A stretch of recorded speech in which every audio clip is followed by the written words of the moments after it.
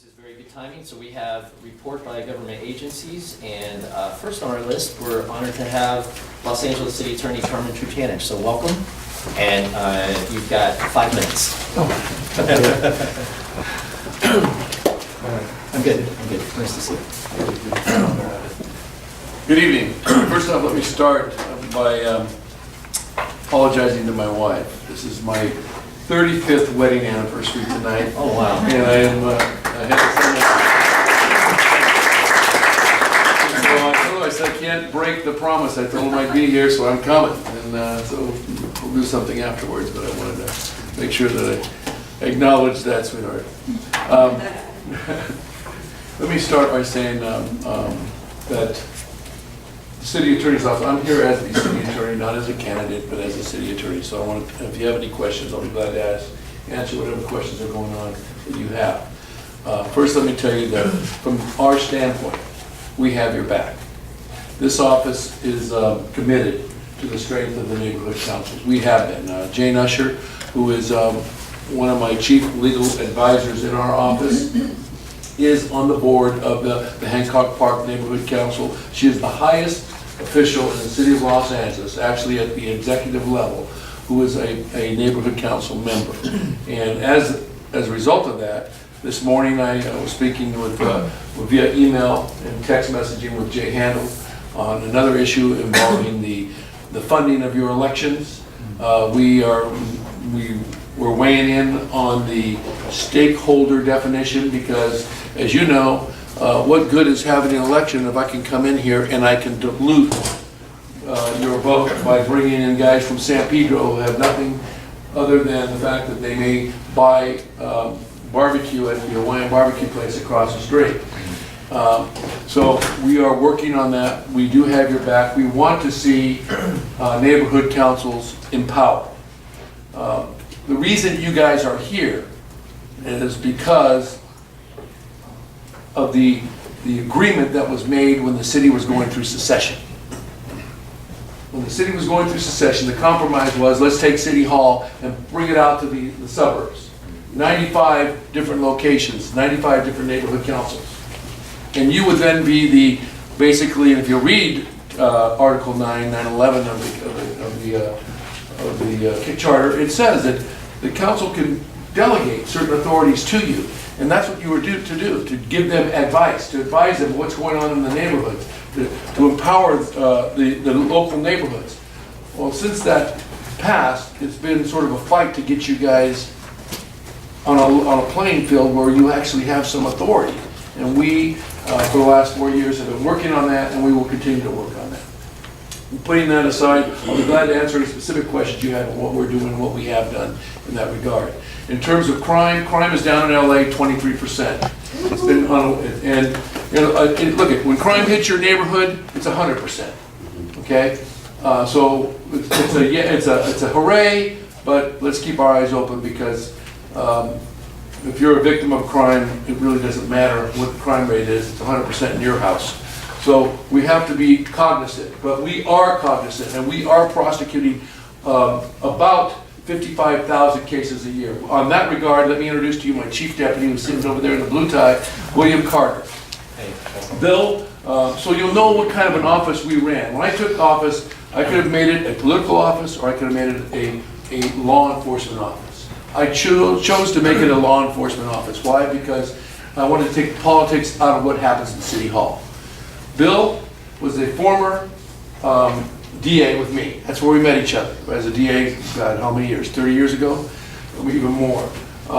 From there, he went on to become Secretary of Enforcement for Cal EPA, Environmental Enforcement for Cal EPA in the Wilson administration. From there, he went to the federal government and became an environmental prosecutor of the federal government.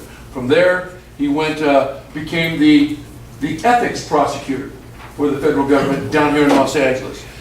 So what better guy do you have advising you than a guy like that? A guy who is responsible for maintaining public integrity throughout the 9th District of the federal court. And that's been my call in my office, is to have a guy like that. But crime is down, we're winning cases, and I'll answer more questions about that. 147 out of about 139, I should say, out of about 147 cases. About a 92% batting average on the civil side. which saved you guys, the city of LA, from reaching into your pocket. And I mean this. The only way we pay judgments in the city of LA, the only way we pay them is for you to reach into your pocket and to pay those judgments. It comes right out of the general fund. There's no other way to pay it. We don't have insurance. We're self-insured. We have saved over $285 million. So crime is down. We're saving money. We're doing our job. The state of the city attorney's office is great right now, and it's beating on all 8 cylinders. If you have specific questions, I know you only give me 5 minutes, and I can see the hook coming out. And so I want to answer whatever your specific questions are. So I just gave you an overview of where we're at. Thank you very much. So we'll have questions for 5 minutes. If there are questions, we'll allot 5 minutes for questions. So does anybody have a question? Don? Yes, sir. I know you're not speaking as a candidate now, Okay. supposedly. I'm not. And I'm not speaking as a board member, but as a citizen of the community. What do you think of the proliferation of billboards, signs all over? And B, if you know anything about it, what about the Hollywood Millennium Project? What do you think about that? The 52-story. So that's 2 questions. Okay. So, Let me start with the billboards, because that's a question that when I ran, I published a blueprint for change. And if you go back on the internet, you just put Trutanich blueprint for change, you're going to find it and read it. Because in that, I talked about the billboard proliferation. At the time that I took office, our billboard ordinance was enjoined. We could not even enforce it. The federal court had control over it, just like our police department. We couldn't enforce it. Because what we were doing was, if this was one block, we were making this one block a sign district, and then you didn't know me, and I was on the council, so your block wasn't a sign district, and that guy got it, and that guy didn't, and that guy got it. And it was so discretionary that the court said, wait a minute, Los Angeles, you can't run a city this way by who you know. Everybody's entitled to an equal voice in the law. That's what I took office on. We had illegal super graphics popping up everywhere. As you saw, they were wrapping buildings, like shrink wrapped, like you would, things in your refrigerator. We had illegal billboards just popping up. My predecessor had entered into a toxic agreement with the council's concurrence, giving one of the competitors in the billboard industry 800 digital billboards. Can you imagine having 800 digital billboards around the city of LA in your backyards? That doesn't make any sense. And it skews the playing field. You know that if you have one competitor in an industry that has all the money and the other ones don't, all of a sudden these guys have got to do things illegal to catch up. And that's what was happening. So when we took office, we decided that we were going to go hard after this issue.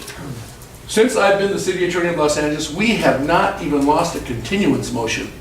We have been beating the hell out of these guys in court. Metro Lights, we took the right tack on the CBS Clear Channel Summit Media lawsuit. We stood back and said, you two guys fight it out. We have an obligation in good faith, since the city entered into this agreement. We have an obligation in good faith to stand by it, but that doesn't mean we have to defend it. We just have to stand silent.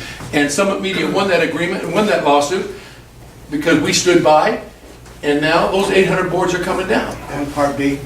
So let me tell you what's going on in Part B. Here's the next part for this Part A. The next part of Part A is this.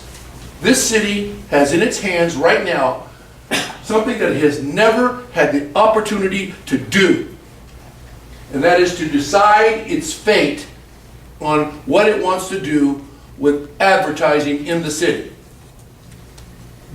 Right now, we have an opportunity to tap into a source of revenue.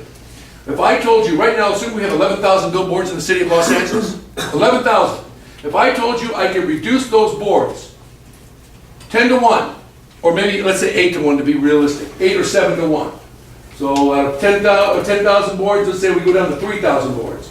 What would you say to that? Sounds good. And what would you say if I told you that the billboard companies could make just as much money as they're making right now? Sounds good. What if I told you we can get a piece of that? Sounds even better. Because AEG makes $1 billion a year on those boards that I fought not to give We them. could get a piece of The that. city of Los Angeles, the city of LA, you and I could get a piece of it. We make zero off $1 billion worth of boards at AEG right now. We should be making at least 15 to 20% of that revenue. But we can do that via an agreement, via where we are right now. We're properly situated. So I'm going to propose that the city attorney's office put together a citizens committee of people who are interested in this issue, neighborhood councils, maybe the Dennis Hathaway group, some of those guys, an industry group, and then people from our office. And maybe sit down and see if we can work out a solution that's going to be a midway ground for everybody to coexist within this city, and then maybe drive some revenue so that we will not be broke, but yet we reduce boards from 10,000 to about 3,000 or 4,000 boards, and that way boards will only be, and I heard that, boards will only be on the freeways and not in neighborhoods. Quick question. Yes, sir. You guys, Wait, hold on. we have to- Hold on, you guys. I am so sorry I have to cut this off. We have to be consistent tonight with our time. But Do me a favor, however, I'll give you a card, call me, or just email me on that second question, I'll send you a lengthy answer, I promise you. Take me to dinner. not tonight. You are an attractive guy, but I've got to go with the Okay, so is there a way people can contact you in general? Is there somebody in your office they should reach out Oh, look, to? I answer every single one of my emails.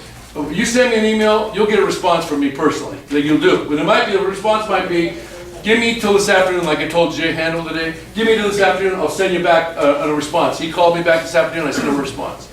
I know you have a question, I'll be glad to answer it. Just want to know about the neighborhood, You guys, I can't Just do give me the- that. I'm so sorry, I can't do that. I would- We got 19 neighborhood prosecutors, they're assigned, they're in the precinct. Call Bill Carter right there, I'll explain it to you right now.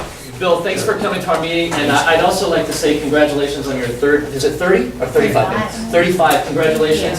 And I'm sure you're a very romantic guy, but you've hit an all-time low with us tonight. I don't think you're a very romantic group, so thanks for bringing your wife, and Well, congratulations. we're going out from here, so guys. Happy anniversary. We're a better place to spend your 35th birthday anniversary than in Hollywood. Thank you. Hey, Charles? Bill's also cards coming around, so. Okay, so thanks for joining us tonight, and we appreciate all the helpful information. Christine Jarian,